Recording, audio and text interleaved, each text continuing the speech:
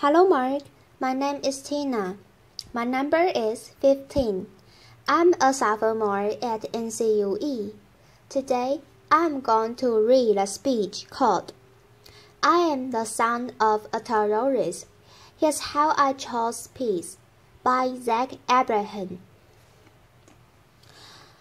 On November 5, 1990, a man named El-Sayed Nasser walked into a hotel in Manhattan and assassinated Rabbi Meir Kahane, the leader of the Jewish Defense League.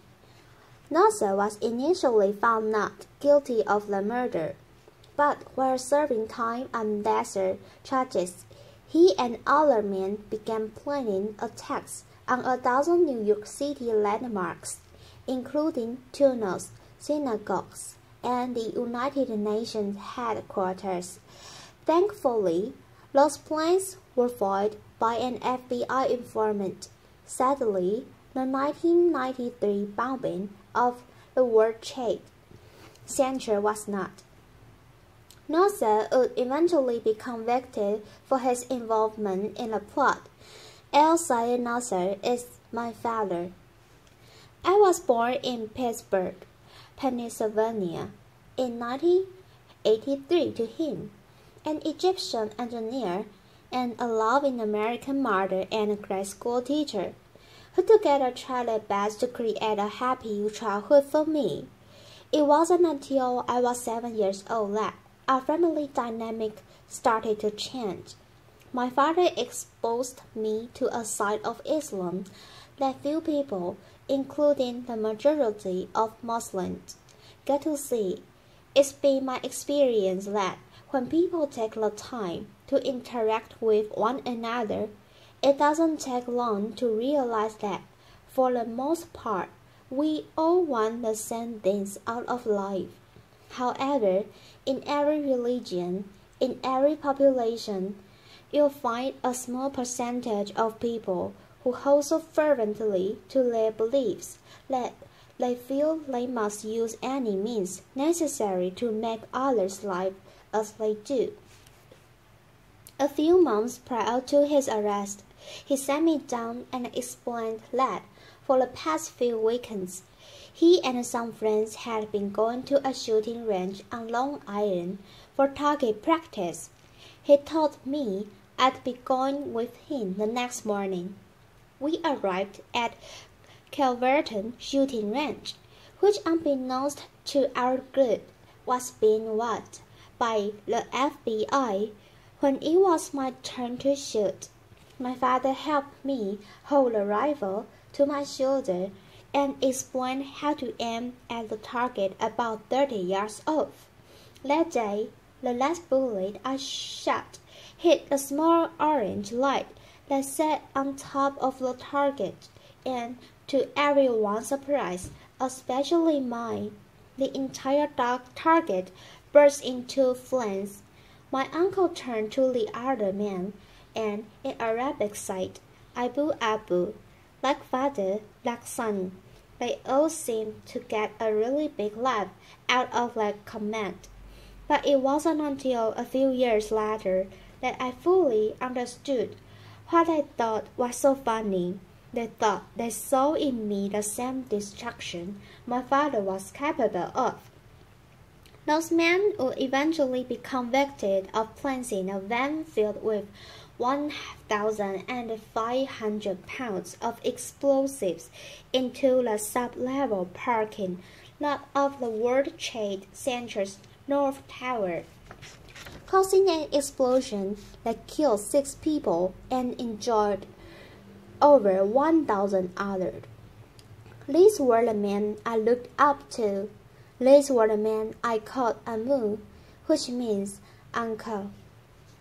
By the time I turned 19, I had already moved 20 times in my life, and that instability during my childhood didn't really provide an opportunity to make many friends.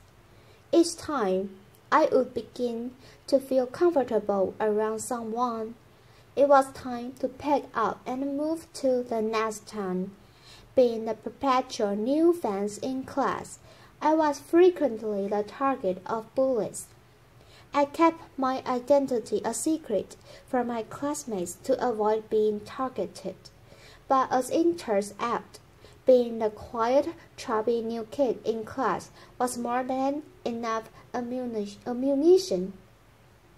So, for the most part, I spent my time at home reading books and watching TV or playing video games.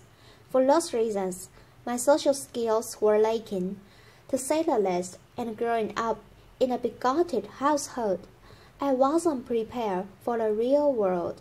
I'd been raised to judge people based on arbitrary measurements, like a person's race or religion. So what opened my eyes? One of my first experiences that challenged this way of thinking was during the 2000 presidential elections. Through a college program, I was able to take part in the National Youth Convention in Philadelphia. My particular group's focus was on youth violence, and having been the victim of bullying for most of my life, this was a subject in which I felt particularly passionate. The members of our group came from many different walks of life. One day, toward the end of the convention, I found out that one of the kids I had befriended was Jewish. Now, it had taken several days for this detail to come to light, and I realized that there was no natural animosity between the two of us. I had never had a Jewish friend before, and frankly, I felt a sense of pride in having been able to overcome a barrier that for most of my life I had been led to believe was insurmountable. Another major turning point came when I found a summer job at Busch Gardens, an amusement park. There, I was exposed to people from all sorts of faiths and cultures, and that experience proved to be fundamental to the development of my character. Most of my life, I'd been taught that homosexuality was a sin, and by extension, that all gay people were a negative influence.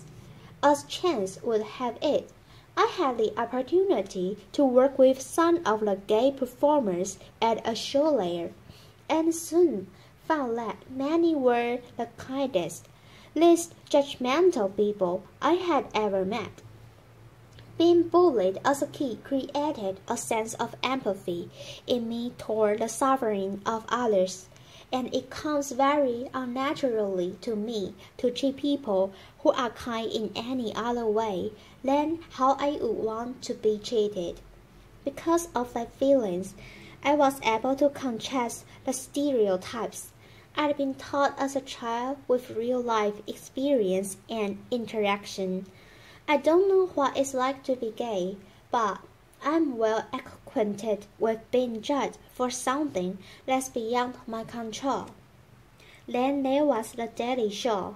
On a nightly basis, Jon Stewart forced me to be intellectually honest with myself about my own bigotry, and helped me to realize that a person's race, religion, or sexual orientation had nothing to do with the quality of one's character. He was in many ways a father figure to me when I was in desperate need of one. Inspiration can often come from an unexpected place, and the fact that a Jewish comedian had done more to positively influence my worldview than my own extremist father is not lost on me. One day, I had a conversation with my mother about how my worldview was starting to change, and she said something to me that I will hold dear to my heart for as long as I live. She looked at me with the weary eyes of someone who had experienced enough documentation to last a lifetime, and said, "I'm tired of hating people." In that instant, I realized how much negative energy it takes to hold that hatchet inside of you.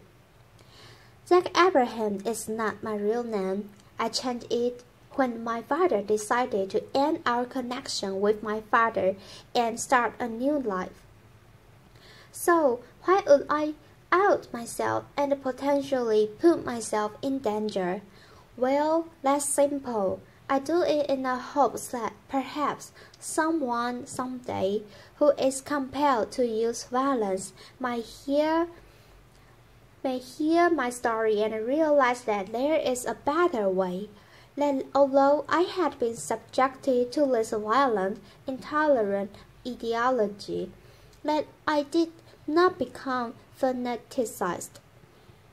Instead, I chose to use my experience to fight back against terrorism, against the bigotry. I do it for the victims of terrorism and their beloved ones, for the terrible pain and loss that terrorism has forced upon their lives.